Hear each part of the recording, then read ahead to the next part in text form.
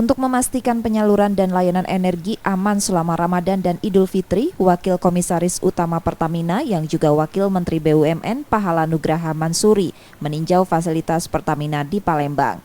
Bersama jajaran Pertamina, Pahala mengecek kilang Pertamina di Refinery Unit 3 Pelaju. Ia juga meninjau sarana dan fasilitas terminal BBM Kertapati. Wamen memastikan seluruh sarana dan fasilitas BBM dan LPG dalam kondisi optimal, termasuk ketahanan stok. Aspek keselamatan dijalankan dengan maksimal oleh seluruh insan Pertamina. Kilang Pertamina Pelaju tetap dalam kondisi aman bagi pekerja, terutama menjelang Lebaran yang menuntut produksi lebih tinggi.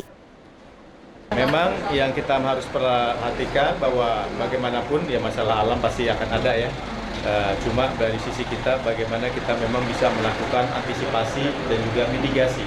Seperti misalnya kalau yang terjadi belakangan ini kan memang terjadi di saat-saat hujan, ada petir dan lain sebagainya. Tapi yang kita harus pastikan bahwa dalam kondisi tersebut memang aset-aset kita itu memiliki integritas yang baik, dengan kondisi yang baik, tidak terjadi kebocoran.